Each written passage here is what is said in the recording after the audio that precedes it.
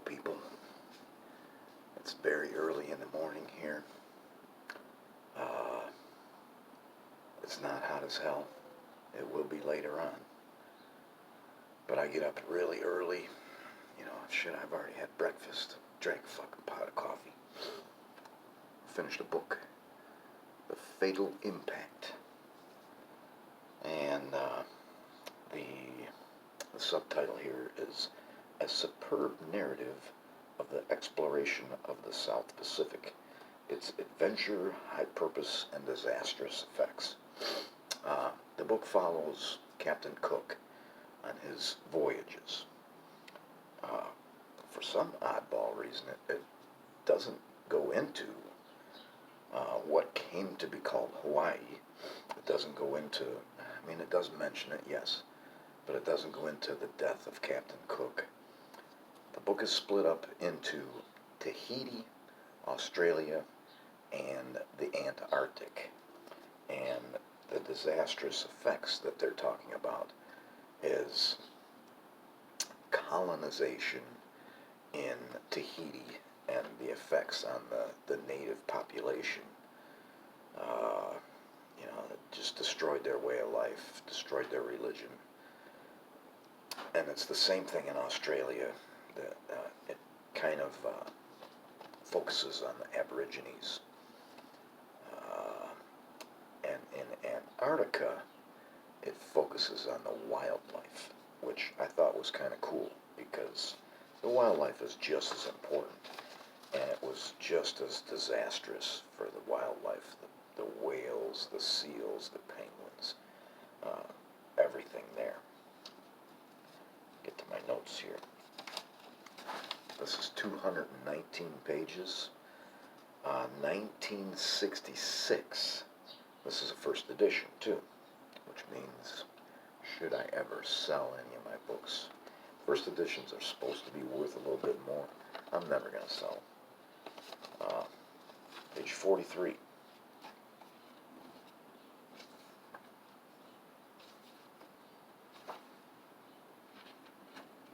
Got some rain overnight here, much needed rain. Page 43.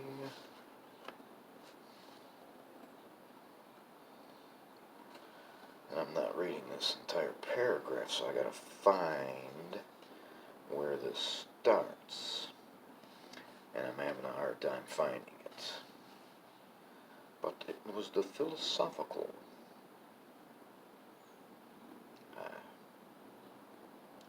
Why do I do this? Break up paragraphs? I do it because there's a word in there that I won't be able to pronounce. I don't know. Can't find it. Every once in a while I write down the wrong page number. So that's... Oh, here it is. But it was the philosophical aspects of Cook's discoveries that especially intrigued people. If the Tahitians really were living such an idyllic life, had one any right to disturb them? This was a matter that had already been taken up in France, where Bougainville's account of his voyage in La Boudeille had just come out. It had instantly attracted the attention of the intellectuals, notably Diderot, the friend of Rousseau. In his supplement of Voyage de Bougainville, Diderot raged against the willful intrusion into pagan simplicity and happiness. What possible good, he demanded, could be brought to these people by Christian civilization, with its overload of guilt, its hypocrisy, its cold climate strictures, its physical sickness, and its ambition? He warned the Tahitians that one day they, meaning the Christians, will come, with crucifix in one hand and the dagger in the other, to cut your throats or to force you to accept their customs and opinions. One day under their rule you will be almost as unhappy as they are. And he goes on to speak of the ravages that will follow the wretched caresses of the European sailors. And of course the European sailors brought syphilis and gonorrhea to people that didn't know it. There is a lot of first-hand accounts in this book. And they're talking about an incident on Tahiti where the Tahitians, much like all the islanders, just they didn't really have a concept of ownership, so that they would steal shit, and they steal something. I believe in this incident, they had stolen a sextant or something like that. That was crucial. You know, they needed to get it back. So they followed them, Marines with muskets, and they ended up shooting some of the Tahitians. But this author gives me 3 different accounts of what happened, which is kind of what you need to do if you want to get to the truth. The book I'm reading right now is deals with how does a historian figure out what's true, and that's one of the ways to do it is to give the 3 accounts, and if one of the accounts corroborates the other, that's probably the one that's real. Page 46.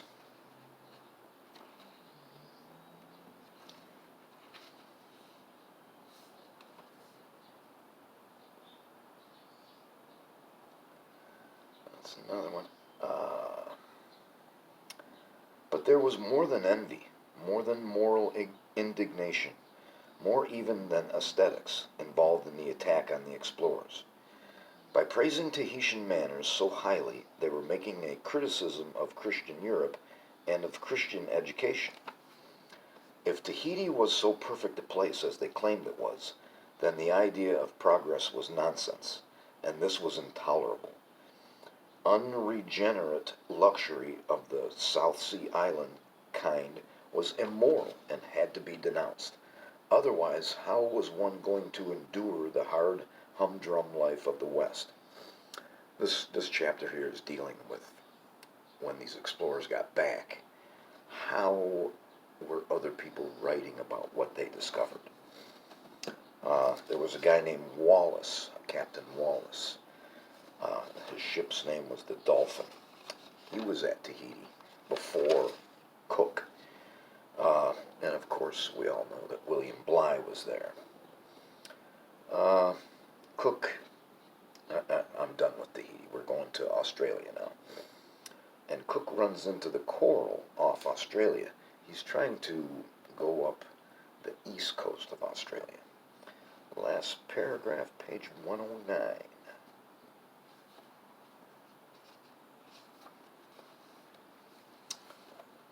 He runs into the Coral. They finally get the boat off the Coral.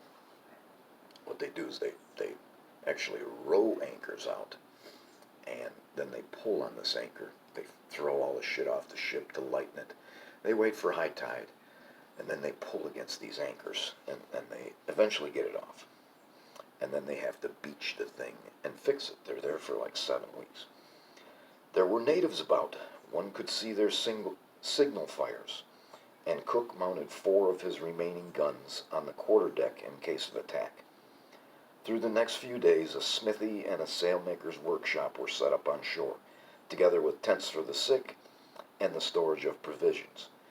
And on June 22nd, they had the vessel empty enough to run up her bows on the beach at high tide, her stern being left afloat. They could now inspect the damage. It was almost as bad as they had imagined. The bottom had been scored by the reef as though someone had attacked it savagely with an axe. But by a miracle of luck, a chunk of coral had become wedged in the largest hole and had prevented them from foundering at once. The carpenter believed that within a few weeks he could make provisional repairs, enough, at any rate, to get them to Batavia, a Dutch settlement. So now, among the mangroves in a tropical river, absolutely isolated from the outside world, on an unexplored coast, and with rain falling upon them, they set about eking out a Robinson Crusoe-like existence until the day they could escape.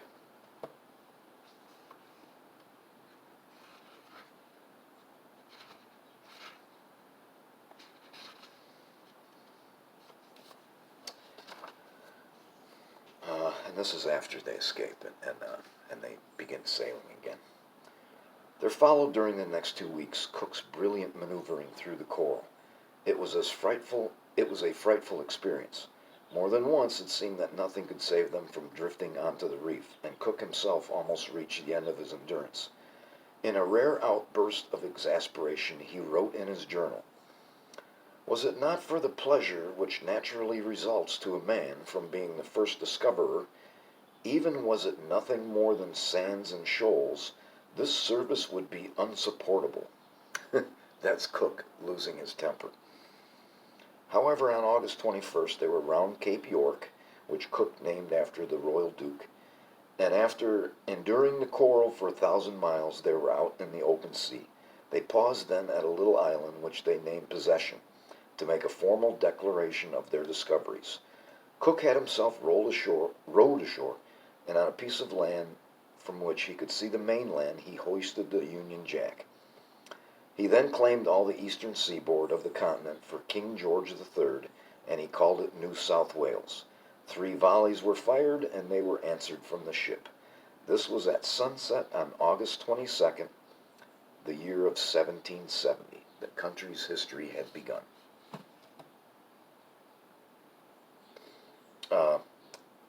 There's a guy named Flinders, and his boat is the Investigator. He is the first one to circumnavigate Australia. This is in 1801. There's a book that I would love to get. It's called The Passing of the Aborigines, and the author's name is Daisy Bates. Daisy Bates actually went and lived with the Aborigines. She seems to have been a pretty amazing woman. I'm sure I'll never find that book. First paragraph, page 188.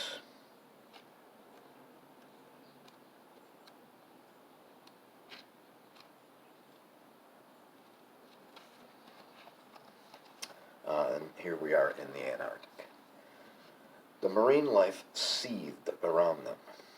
"They are," wrote Clerke, "a greater abundance of whales and seals rowling about in these straits than I suppose were to be met with in any part of the world.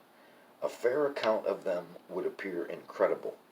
The whales are blowing at every point of the compass, and frequently taint the whole atmosphere about us with the most disagreeable effluvia that can be conceived."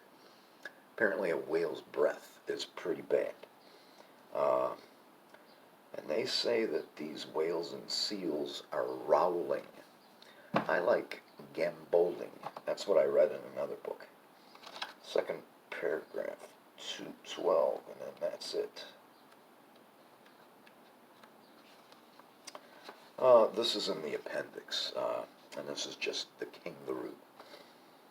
The Endeavour's crew were not actually the first to see the kangaroo.